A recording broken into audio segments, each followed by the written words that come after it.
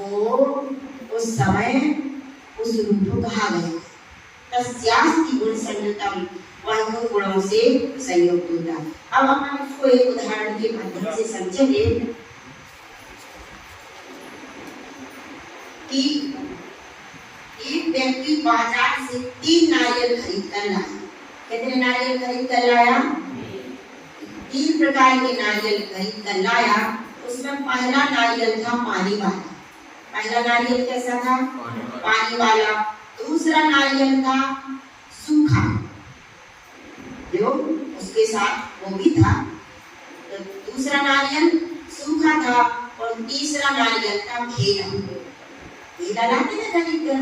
तो 3 नारियल में कैसा लाया था वह? पहला कच्चा नारियल लाया था पानी वाला, दूसरा नारियल लाया था सूखा वाला और तीसरा नारियल कौन सा लाया था?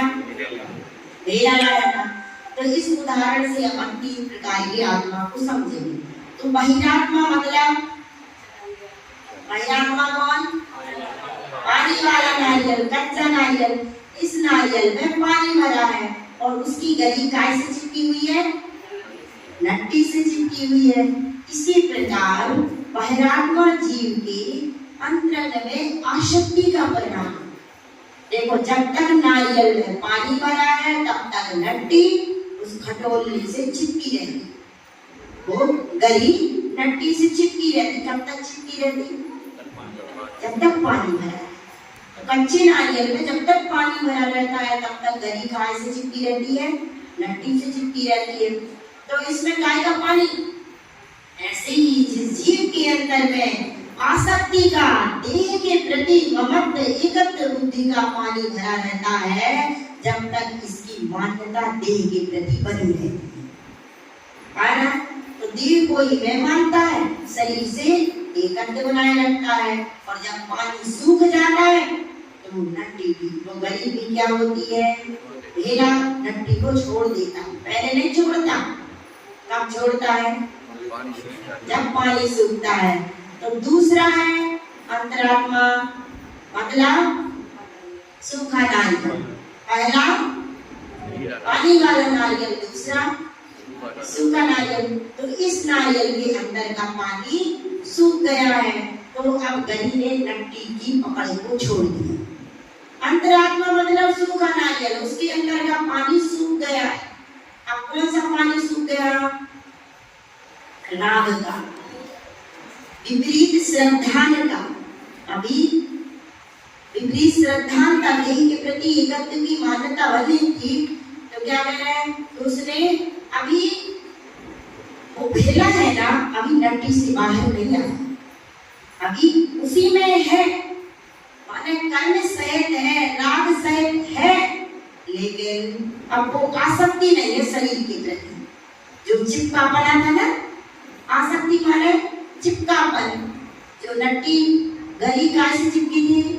लट्टी से चिपकी थी, वो कहलाती है आसक्ति। आसक्ति मतलब चिपकापन। और अब क्या हुआ? अब वो उसने छोड़ दी, मतलब कौन हो गया? वो अंतरात्मा हो गया। तो लट्टी से मैं रहते हुए भी गली लट्टी से अलग रहती है। इसी प्रकार सम्यक दृष्टि जीव के अंतरंग में फल के प्रति आसक्ति का राग क्या छूट गया है? फल के प्रति आसक्ति का राग श्रद्धा में छूट गया। ध्यान रखना, अभी फल के प्रति आसक्ति का राग काय में छूटा है? श्रद्धा में छूटा है। वो पूरी व्यवहार निभाएगा, ऐसा नहीं कि उसने सब कुछ छोड़ दिया है। रिश्तेदारी में नहीं जाना, व्यवहार निभाने नहीं जाना, सब कुछ करेगा, लेकिन श्रद्धा में क्या बता रहा है कि मेरा कुछ भी नहीं है। तो इस प्रकार जैसे नारियल से वो गोला अलग नहीं हुआ, ऐसे ही शरीर से अभी आत्मा अलग नहीं हुई। क्या आत्मा अलग नहीं हुई है? माने शरीर आदि संयोगों में रहते हुए भी जीव सूखी गली की तरह निर्लिप्त और ज्ञान रहता है, उसका नाम है अंतरात्मा। अब तीसरा नारियल कौन सा लाया था? वो भेला लाया था, तो ये परमात्मा है। तीसरा नारियल भेला, यह लट्टी से हमेशा के लिए बाहर आ गया। अब वो पुनः उसमें नहीं जाएगा। कहाँ गया? जाएगा। अब यह बेला कभी भी वापस मिट्टी में नहीं जाएगा। इसी प्रकार जिन्होंने संसार के सारे कर्म बंधनों को क्षय कर दिया है और शरीर और कर्मों से हमेशा के लिए मुक्त हो गए हैं और अब वे वापस संसार में नहीं आएंगे। अब वो शरीर धारण नहीं करेंगे, वो अंतिम शरीर तो रहेगा क्योंकि उस शरीर से फिर भी मुक्त होंगे, लेकिन और अन्य पर्यायों को अब वो धारण नहीं करेंगे। जैसे भेड़ा नट्टी से बाहर आ गया, अब वो क्या है, दोबारा उसमें नहीं जा सकता। ऐसे परमात्मा कौन होता है, जो पुनः कर्म बंधनों और संसार को ग्रहण नहीं करते, वो परमात्मा है। तो अब हमको क्या करना है, क्या बनना है, बहिरातमता है जाने तजे अंतर्यातम मुझे। क्या होना है, बहिरात्मापना को छोड़ना है। छोड़ना कि नहीं छोड़ना, बहिरात्मापने को छोड़ना है और अंतरात्मा होना है। परमात्मा को ध्याए निरंतर जो नित्य आनंद पूजे।